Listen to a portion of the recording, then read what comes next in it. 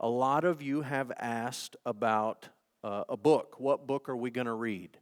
And I've not, quote unquote, assigned a book for this class like we did with the worldview class and like we did with the preaching class. What I have done, second page in your notes, is I've given you a list of books. And these are the books that I am drawing from as I prepare for Institute class on Tuesday nights. I'm not going to go through this whole list and tell you everything about all these books. Okay, I'm happy to let you look at any of these. You cannot borrow any of these because I'll never see them again. But Amazon sells all of them, and you can get online and you can buy any of them. Let me just mention a few things. The very first book on this list, Richard Bauckham, The Theology of the Book of Revelation. If you read almost any of these other books published after 1993, they're going to quote and footnote Bauckham a million times. Okay? He's sort of the scholarly standard. Now, his book is a little bit scholarly. It's not quite as easy of a read as some of the other books on this list. But I'm pointing it out to you to say all these other guys do a lot of drawing on his work. So that's Bauckham. Nancy Guthrie, book is titled Blessed, came out earlier this year. This is the book our ladies are using. Our ladies have been asking for a couple years now to study the book of Revelation. And I've looked at a number of different studies, and every time I've looked at one, I've thought, that's not the best. I don't know about that. I'm not crazy about this one. I read this book earlier in the year when it first came out. I think it's a great, great book. It's a really, really good book on Revelation. And so I suggested it to the ladies, and that's what they're working through right now. I think the ladies are doing half of this book in the fall and half of this book in the spring. So they're dividing it into two chunks. We're going to divide it into three. Two others that I'll mention, Tom Schreiner, 2 books by Schreiner. If you ask me, a lot of you are going to be curious to know what's the best commentary on the book of Revelation. And my answer is going to be, if I was going to buy one commentary on Revelation and you want a verse-by-verse approach, somebody who's going to just walk through the text, I would buy Tom Schreiner's ESV Expository Commentary. Came out in 2018 by Crossway. This is a relatively new commentary set. If you buy this volume, you get Hebrews through Revelation. So it's sort of a combo deal. It's not individual books of the Bible, but it's multiple books of the Bible. And so you get a lot with this. Big, nice, black hardcover book.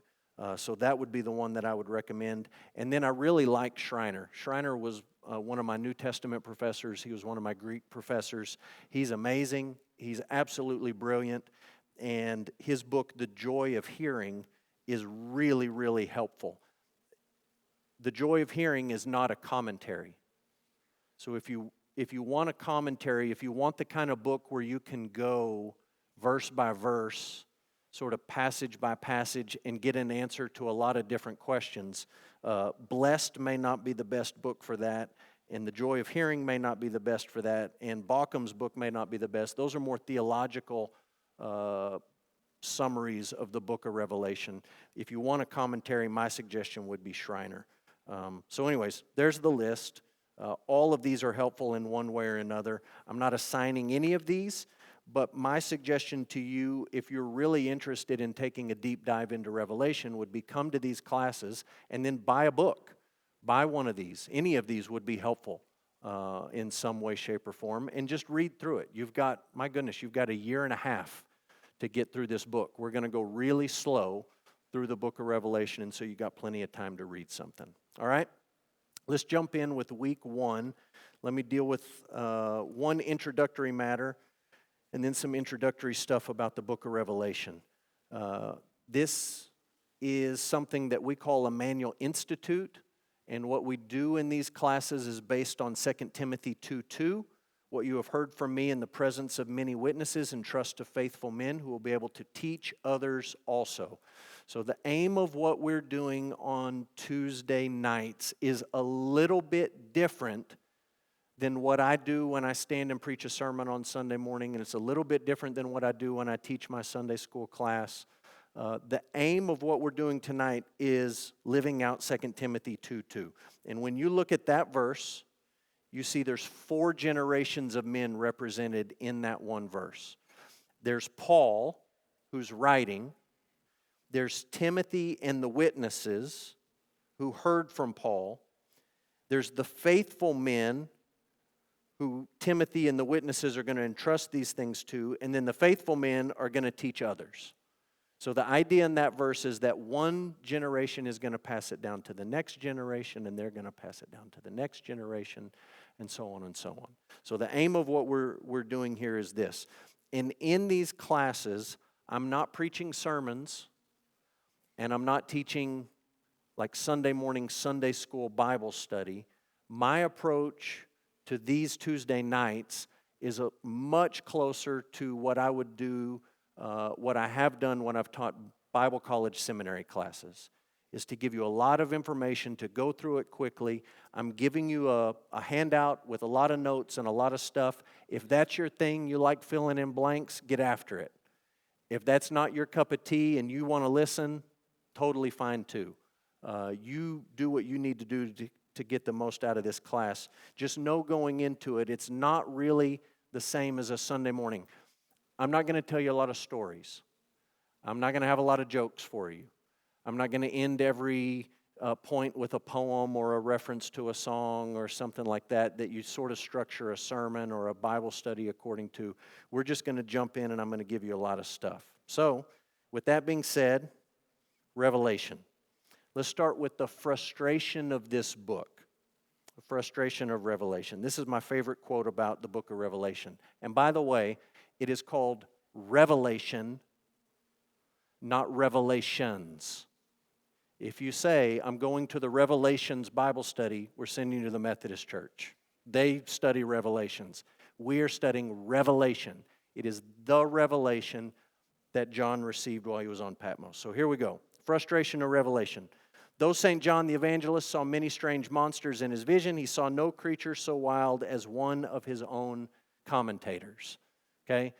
All those guys that I just listed out on that list of books, they all believe the Bible's true, they believe it's inspired, they believe it's inerrant, and they do not all agree about the book of Revelation. Okay? There's a lot of views about this book. I'm looking around the room. I promise you right now, me and all of you and all of us, we are not going to all agree about the book of Revelation. Guaranteed, mark it down, take it to the bank. There's a lot of views about this book. There's another quote from Ambrose Bierce. Revelation is a noun. It's a famous book in which St. John the Divine concealed all that he knew. The revealing is done by the commentators who know nothing. So that should give you great hope as we jump into this course, that all the commentators know absolutely nothing, and that I, your fearless instructor, also know nothing. So here we go.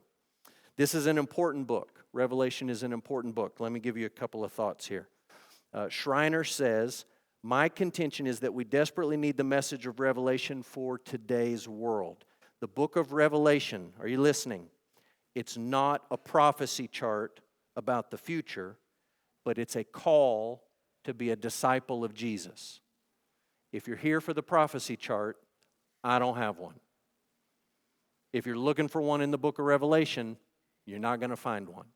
It's not what the book is. It is a call to be a disciple of Jesus. John tells us to be faithful and fruitful, and we should not give in to despair, for in the end all will be well. Eugene Peterson says this, everything in the Revelation can be found in the previous 65 books of the Bible. I promise you that's true. Everything in the book of Revelation you can find in one of the previous 65 books of the Bible. The Revelation adds nothing of substance to what we already know. The truth of the gospel is already complete, revealed in Jesus Christ. There is nothing new to say on the subject, but there is a new way to say it. If you're approaching Revelation as this is where you get the good stuff, and you're ignoring the other 65 books that came before it, you're completely off track from the get-go.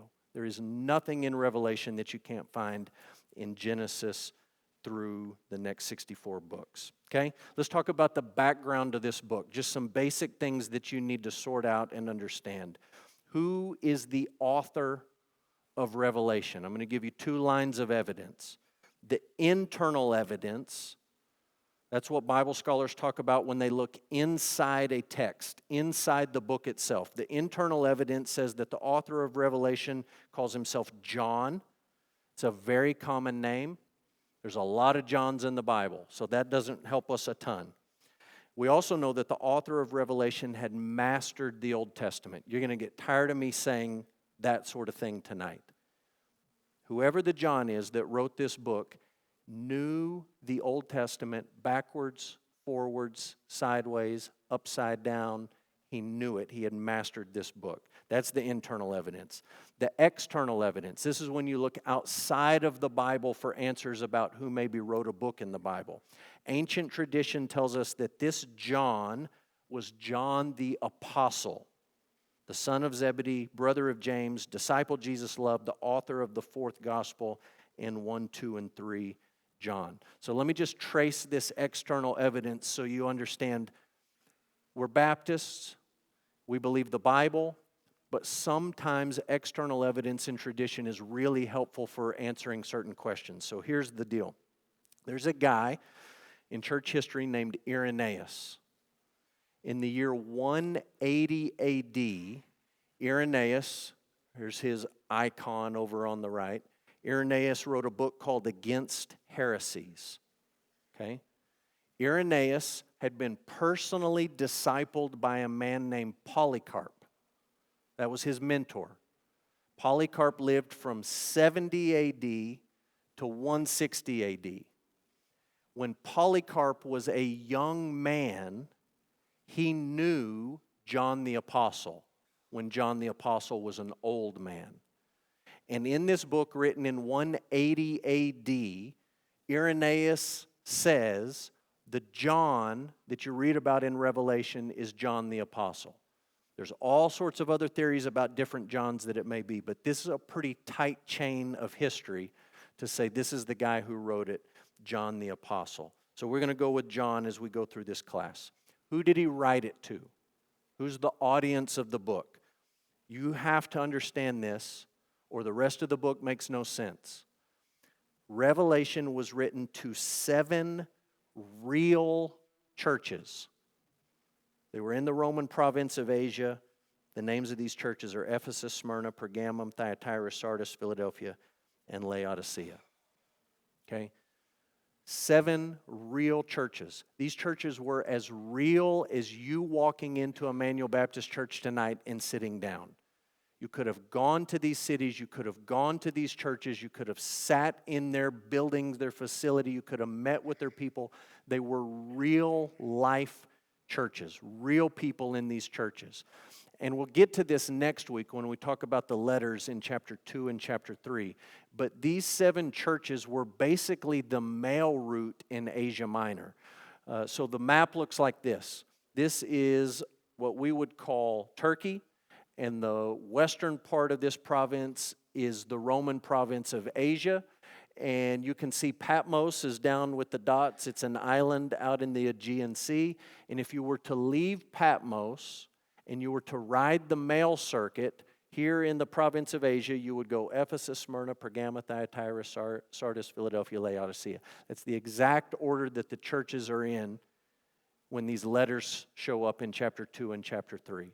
So I'm showing you this map so you just really get in your brain. These are actual real churches. They're not made-up churches. They're not fictional churches. They're not imaginary sort of representative churches. They're actual people who received this letter. Okay? 7 is significant. We're going to talk about numbers a lot in the book of Revelation. 7 is the number of completeness. So I'm telling you these were real churches. I'm also telling you that by writing to 7 churches, John indicates his message is addressed to specific churches as representative of all the churches. So chapter 2 and chapter 3, there's 7 letters. 7's the number of completeness. Could have written to 6, could have written to 8, could have written to 9, could have written to 4, any number. He chose 7. and they're real churches.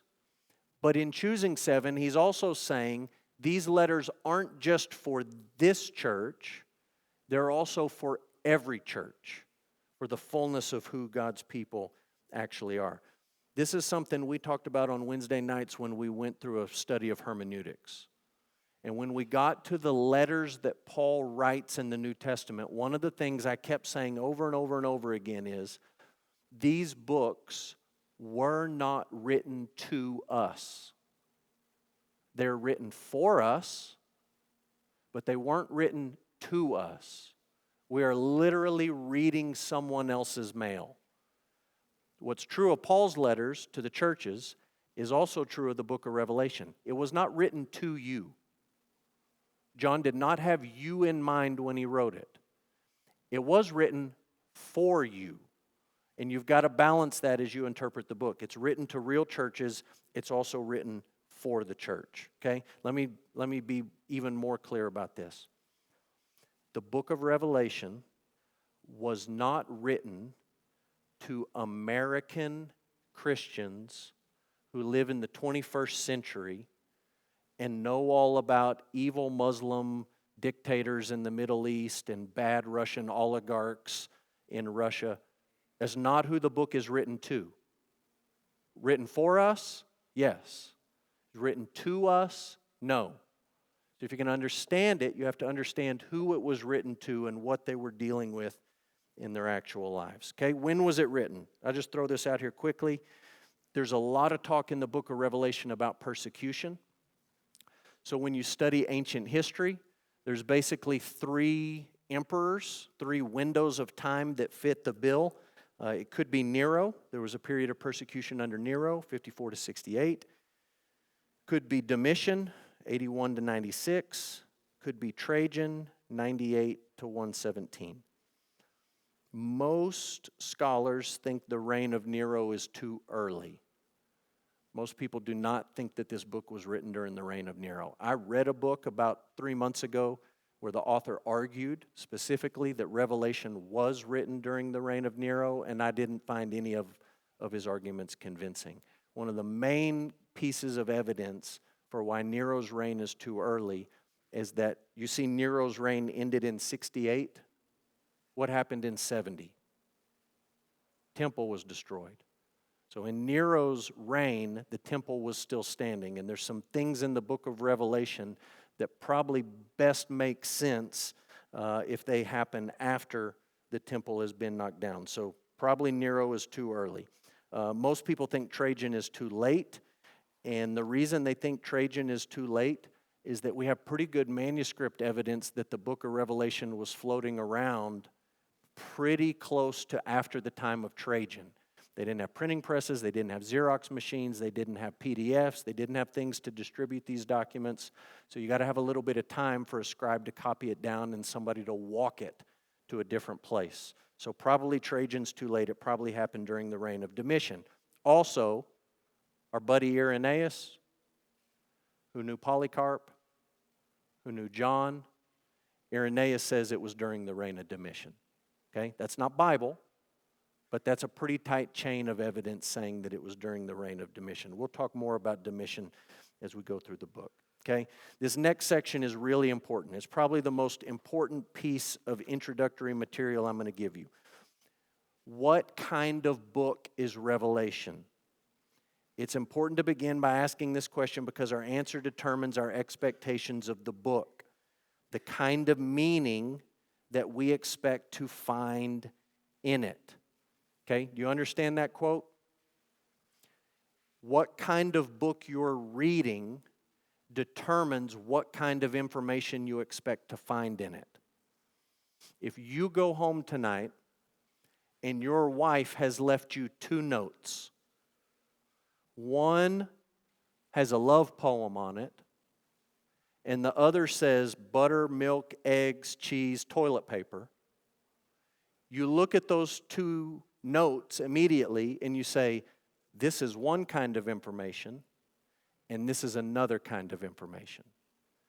And the way you look for meaning in those 2 notes is impacted by what kind of writing it is. if you miss what kind of writing Revelation is, you end off in crazy town. So you got to be sure you answer this question right. Derek Thomas says the book of Revelation is unlike almost anything else in the Bible. It's a different kind of literature from almost anything else we find in Scripture. So what is it? Here's what it is. The book of Revelation is a unique combination of three things: apocalypse, prophecy, and epistle. That is straight out of Revelation chapter 1, verse 3, and verse 4. What you're about to read is apocalypse, and it's prophecy, and it's epistle. It's a letter. So we're going to read that in a minute. We won't read it now, but you'll see these words as they pop up. I want to talk to you about apocalypse, and I want to talk to you about prophecy, and then I want to talk to you about epistles. Okay? We'll start with apocalypse. The Greek word apokalypsis simply means revelation. That's what it means, to reveal, a revelation. And it's transliterated apocalypse. So this is one of the words in the Bible that is not translated into English, it's transliterated into English. When you translate a word, you take the meaning in this language and you put the meaning into that language. When you transliterate a word, you take the sound in this language and you put that sound into a new language. Okay? So they have not translated the word apocalypse. When you hear it in that English form, it's transliterated as apocalypse. Now, when I say Revelation is apocalypse,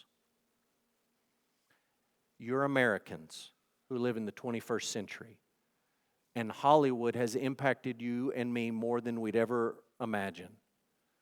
And when I say Revelation is apocalypse, you think, oh, so it's like end of the world stuff. It's like the world's about to get blown up by killer tornadoes with sharks in it, or it's like earthquakes are hitting everywhere, or it's like nuclear war broke out, post-apocalyptic movies. That's what we think of, end of the world type stuff. But what I'm telling you is that apocalypse is a special kind of Jewish writing. It's Jewish writing. It shows up historically after the Old Testament pretty much ends and before the New Testament begins. It just blows up. There's all sorts of apocalyptic writing. And it's a special kind of writing. It's less about a topic and it's more about a genre. So maybe the best way I could help you wrap your mind around this is I could ask you to write a song about your dog dying. And you may say, oh, I know the perfect genre, country music. Country music is perfect for dead dogs. But you may say, I don't like country music. I like hip hop. You might write a rap song about your dog dying. Or you may say, I'm kind of a death metal guy. So I'm going to go Megadeth, Metallica, heavy metal, and I'm going to write a metal song about my dog dying. They're all about the same thing, but they're different genres of music. Okay? Apocalypse is less about the actual topic, and it's more about a certain way of writing, and you've got to understand that to make sense of it. The book of Revelation reveals a heavenly perspective of life on earth. We tend to get this backwards. We tend to think that Revelation is about opening up and letting us peek into heaven, and there is some of that. But mostly what Revelation is like pulling back a curtain and letting us see really and truly what's happening on earth. We'll talk about that more in a minute. Bauckham says this: John is taken up into heaven in order to see the world from a heavenly perspective. One of the ways you can think about this is PR. I got 2 alerts on my phone today at the same time. One came from Fox News. One came from CNN. One said, I'm paraphrasing, there's so much inflation the world's about to end. And the other said, good news, inflation is almost gone. That's spin. At least one of them, maybe both of them. Okay? It's spin. It's PR. That's sort of what the book of Revelation is. The book of Revelation is saying, look, You live in the Roman Empire. And the Roman Empire had a massive PR machine. They did. Massive. Caesars wrote their own histories at times. They wrote what they wanted you to know. And Rome was saying, this is real. And Revelation comes alongside that, the second little ding on your phone, and says, oh, wait a minute. That's not how I see it. Rome says it looks like this. I think it looks like this. It's a different way of viewing life on earth. Okay? When you read it, you got to pick a side. Am I going to agree with Babylon and their PR machine, or am I going to agree with Jesus and what the book of Revelation says? You got to pick a side. Let's keep going. Apocalyptic imagery. It's not intended to be taken literally. It is intended to be taken seriously. I promise you, I believe in the inspiration and the inerrancy of the Bible as much as anybody. Okay? Put me in the Neanderthal camp. I believe this book is true to its core. But I'm telling you, the imagery in apocalyptic writing is not supposed to be taken literally. You are supposed to take it seriously. And I'll let you look the reference here up in Joel and Acts. Joel gives a prophecy about the coming of the Holy Spirit. And Joel says when the Holy Spirit comes, there will be astronomical signs that take place. I've read Acts 2 front ways and back ways, and there are little tongues of fire that show up, but there are no astrological signs mentioned. And yet Peter and the apostles said, that's been fulfilled today. They didn't need to go out and say, is there a blood moon? Is there an eclipse? Are there shooting stars? That's not the point. The point of those apocalyptic images in Joel is not that there will be a literal fulfillment, but that there will be a real fulfillment. So we'll keep talking about that as we go through the book. This is Gorman. Understanding the book of Revelation as apocalyptic literature will encourage us to try to understand the real world situations depicted in cosmic terms that it reflects and addresses. It will encourage us not to take the symbolism literally, that is, to think of actual pale green horses or multi-headed beasts or thousand-year periods. These are all symbolic, but that does not make the realities to which they point any less real. You can't interpret some of these symbols literally, but you do have to take them seriously, and we'll feel our way through that as we go. One last note on apocalypse. If you get confused, don't be discouraged. There's a man in the Old Testament named Daniel who had an apocalyptic vision, and at the end of it, he went to bed nauseous and sick because he had no idea what it meant. So if Daniel saw an apocalyptic vision and threw his hands in the air and said, I have no idea what that means, then maybe you and I can have the modicum of humility to read some of this stuff and say, man, I don't know. Some of that stuff's confusing, some of that's tough, and some of it is confusing, and some of it is tough. So that's apocalypse. Let's talk about prophecy. In the Old Testament, the prophets spoke for God to the people. They were proclaimers and predictors. We tend to think of prophets as always predicting the future. They did some of that, but sometimes they just proclaimed what God had already said to his people. They did a lot of quoting the book of Deuteronomy. A lot. They weren't always inventing new stuff about the future. Sometimes they were actually saying, this is what God has said in the past. In the New Testament, prophets and apostles laid the foundation for the church. You can read about that in Ephesians 2. These two offices ended, prophet and apostle. We don't have apostles today. We don't have prophets today. You only need one foundation, and it's been laid. The prophets and the apostles, that foundation has been laid. We don't have these offices today. Sometimes biblical prophecy is fulfilled literally, and sometimes biblical prophecy is fulfilled more broadly. Let me give you an example of what I mean. Prophets are allowed to use figurative language.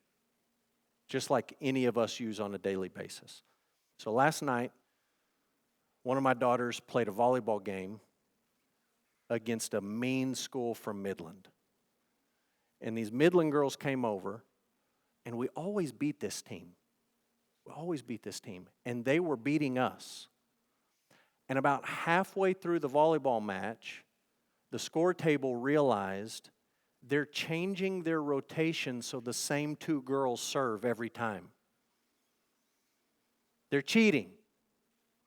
And when I left that game, I talked to one of the other dads, and walking out, I said something in jest like, they are all a bunch of dirty cheaters. They kept doing it. They kept trying to cheat. They kept trying to change their rotation. I said they are all a bunch of dirty cheaters.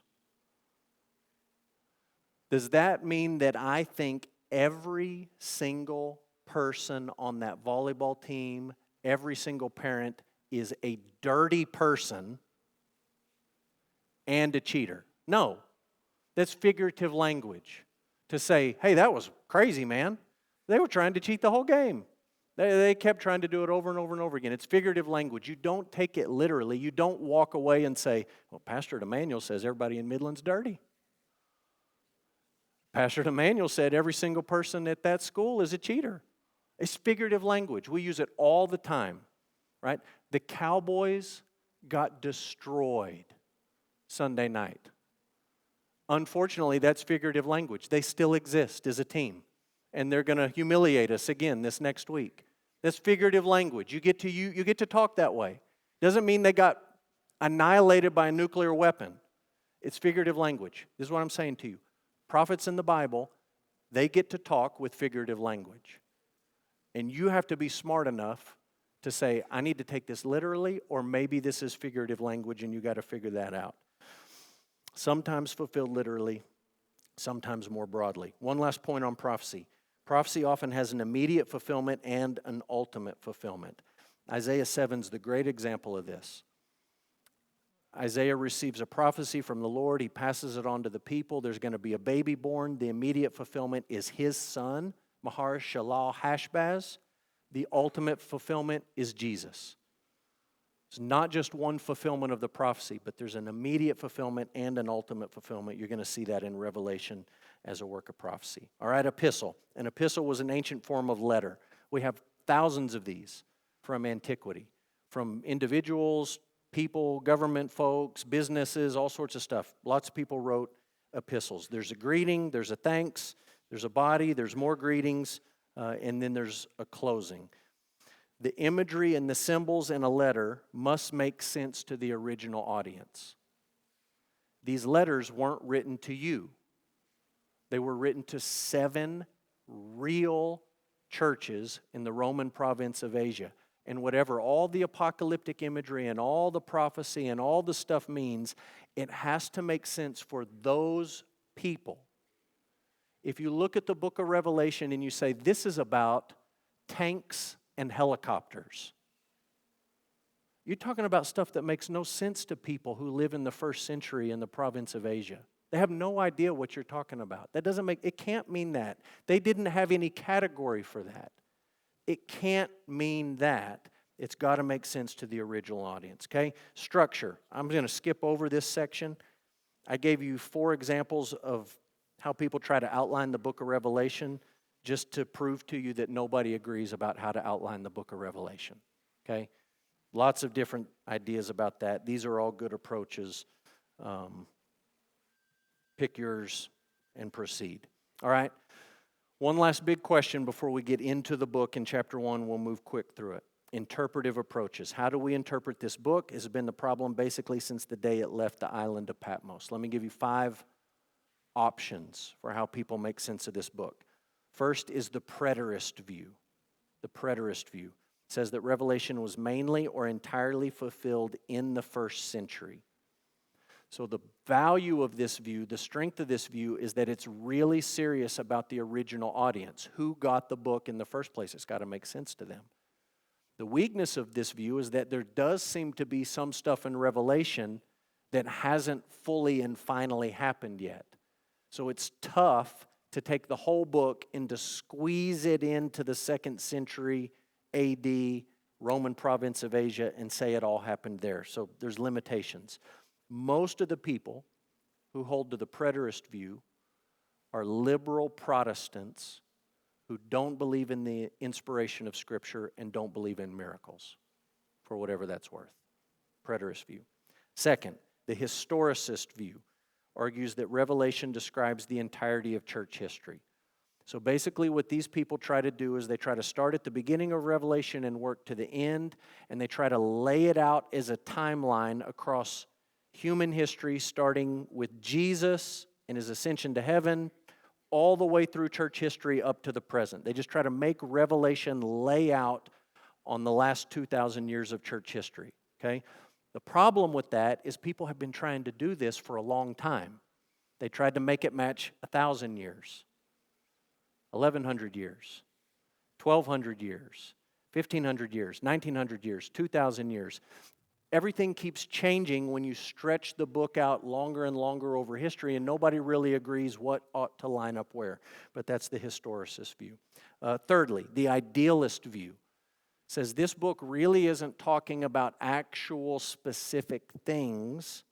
It's really talking about timeless realities. So the value of this view is that there are some timeless things in the book of Revelation. And we're going to talk about those.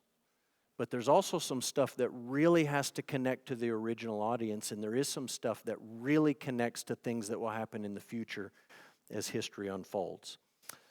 Number 4, the futurist view argues that Revelation describes events that take place at the end of human history.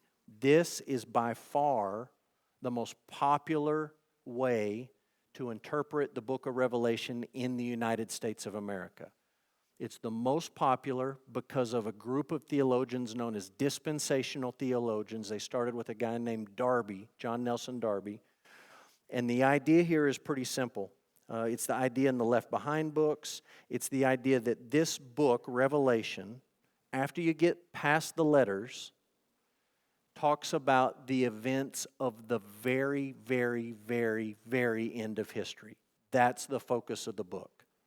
It's all about the end. So people who hold this view are constantly obsessed with, is the clock about to start ticking on the end? Did it start with Saddam Hussein? A lot of people thought it did. Did it start with Mahmoud Ahmadinejad of Iran? A lot of people thought it did. Is it starting with Vladimir Putin? A lot of people think it did. This is nothing new. People have thought this for a long time, and they think it's only about the end. You understand the limitation of that view. What does that mean to the day-to-day life of the people who lived 2,000 years ago in the Roman province of Asia? How does all that stuff, if it's only about the end, how does that affect people who have lived for the last 2,000 years of church history? It's hard to make that connection in any meaningful way. Okay, one last approach. This is going to be what we do. It's the eclectic view. Tries to combine some of the strengths of these different approaches. Preterism, idealism, futurism. Basically, we're saying, look, this book has to make sense to the original audience. Real people who got the book in the first place. It does have timeless truths. There are things that have happened throughout church history that we can see reflected in the book, and there are some things in the book that haven't happened yet. They're coming in the future. And it just tries to hold all of those things together. It makes sense, listen, it makes sense that you would need an eclectic view if the book is a combination of apocalypse, prophecy, and letter. Like it's a hybrid book to begin with. So you're going to have to use a lot of tools in your interpretive tool bag to make sense of the book. So all of that by way of introduction. There's some stuff that I included in your notes, theological emphases, other things that I thought were helpful. I'm going to skip all the way down to a quote from Nancy Pearcey and a quote from Michael Gorman. And then we're going to jump in. Revelation wasn't written to entertain or to set out a timeline for the future or to satisfy our curiosity about when Christ will return. Revelation was written to fortify Christians to live in the world, enduring its harsh treatment and alienation with a firm confidence that this world is not all that there is And that, in fact, what may seem like defeat is going to give way to victory. That's what the book is. Quote from Gorman, Revelation is not about the Antichrist. If you thought that's what you were coming for, sorry, guess what? The word Antichrist is not in the book of Revelation. It shows up exactly 0 times. Not mentioned. It's not about the Antichrist, it's about the living Christ. It's not about a rapture out of this world. Guess how many times the word rapture shows up in Revelation? 0. 0. Not about a rapture out of this world, but faithful discipleship in this world. What an indictment on us as Christians that we tend to get more excited about books on the Antichrist than the living Christ. And what an indictment on us that we tend to get more excited about the idea of being raptured out of this world and missing tribulation than we get about being serious about preparing ourselves to endure tribulation and to be faithful in the midst of it. Okay? Introduction is over. Let's talk about chapter 1.